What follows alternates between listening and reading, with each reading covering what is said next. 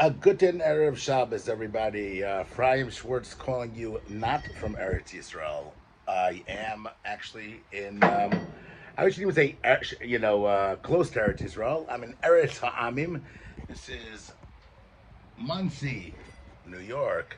I came in for my sister's chasana and my nephew's bar mitzvah. Mazel tov to them this week.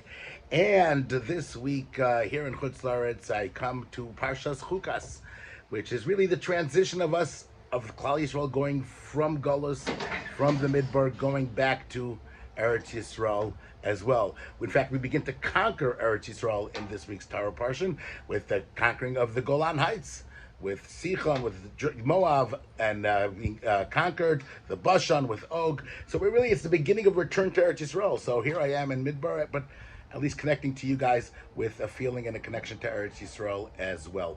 And Parshas Chukas, a fascinating Parsha. It starts off with those Chukas HaTorah. This is the laws of the Torah, and it brings us the laws of Para Aduma, the purity from the Tumah of Mace that we do with the Para Aduma. And the truth of the matter is, it's the story of 38 years almost in the Midbar. We're already at the end of the first beginning of the Parshas Shemos. Was the first 2 years of the Midbar. And now we jumped from the Meraglim to Korach, and now we're right before we're getting into Eretz Yisrael, or beginning to come into Eretz Yisrael. And the middle of 38 years was filled with one thing: Tumas Meis. People dying in the Midbar every single day from the sin of the spies. And so it starts off with Para Aduma, and then the Parsha really continues with the death, and the death of Miriam, the foretelling of the death of Aaron and Moshe. It's a sad Parsha. It's a Parsha of transition that starts off with Para Aduma. There's a fascinating, fantastic Sicha of the Lubavitcher Rebbe that tells us an incredible idea about this Parsha, the transition, the loss of these great people, and what we really need to survive and to make it forward in life. And that is that when we're in the Midbar, there's really basically three elements that we need to survive. We need to have food, we need water, and we need shelter. I mean, those are the three basic things that any human being really needs to live anywhere. But in the Midbar particularly, it's a more dangerous space. And in fact, we were told that Hashem provided us in the Midbar with those three gifts, right? To take care of those basic needs. We have the water as the well of Miriam in this week's Parsha that we lost. We have the clouds, the Ananei HaKavod, of that protected us from the elements outside our shelter, so to speak, which we got in the merit of Aharon. And finally, we have the man that we had in the merit of Moshe Rabbeinu that gave us the nourishment that we needed in the Midbar. In this week's Parsha, it all transfers to Moshe. Right? We lost Aharon in this week's Parsha. We lose the Ananei HaKavod. We lose as well the water, the well of Miriam. And then they all return in the merit of Moshe Rabbeinu. The truth is, in life as well, the Rebbe tells us, we need to have those three elements as well in our spiritual lives. We need shelter, something to protect us from the outside world, something to keep us from all of the dangers that are in the world, the enemies that try to threaten us and our spiritual life. We need something that's going to go ahead and to stop us from the temptations that are drawing us, that are pulling us to them, right? We need to have some type of inner faith that's gonna hold us to that. And at the same time, we need the nourishment, the chizuk, the chiyas, the things that are gonna raise us up and make us even greater. Those three elements, right, were also in the merit of Moshe, Miriam, and Aaron. For the Ananei HaKavod is the protection from the elements of the outside world, the dangers of that. We have the faith that we get from Miriam, and we have the nourishment of the man that comes, the spiritual nourishment. And each one of them, it's perfect why they are the ones that are chosen for that. Moshe Rabbeinu represents the Torah.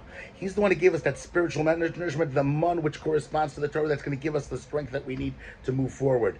And in fact, it makes sense. Moshe Rabbeinu, who is he? He's a shepherd. A shepherd has to take care of each and every single sheep that he has. Every sheep has its individual need, and the manna as well. The man comes to every single Jew exactly what he needs, more, less, this and that. It falls closer, further. And so we have the man and the Torah as well. Also, each Jew has their portion in Torah, has their thing that they can reveal, their thing that they can teach somebody. You can move next. We have Aaron. Aaron is the Anani HaKohen, the shelter that protects us from the elements on the outside world. And Aaron HaKohen represents the power of the Jewish people to unite one another. He finds the Jewish people and he sees in each one a Nakuda Tova. He brings us all together. He's ma'ached us. He makes us that shelter. And what's the greatest power that the Jewish people have to protect us from the elements?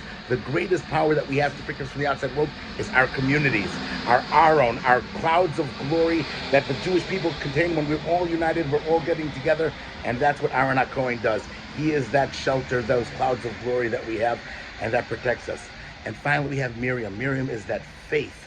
Who is Miriam? She's the one that sees Moshe Rabbeinu on the water, and she believes he's going to be redeemed. She's the one that convinces her parents to get back together. She says the Jewish people are going to be redeemed. She sings the song at the Kriyas Yamsuf. She leads the women in the song of faith. Miriam is that amuna, that faith that we have, and that's going to take us to the next level. That's going to give us the strength that we need inside of us so that our desires don't go ahead and drive us and take us. We believe in Hashem. That's the water. It's interesting. Water is the thing, the most important thing of those three elements is the nourishment that we have, right? We need to have food to survive. The water transmits that all over the place. The clouds of glory are all the things that are uniting us. But the water ultimately is the food. The Moshe is the Torah. That's the most important level. Right? Moshe takes over. The Torah, the power of Torah takes over the power of faith also.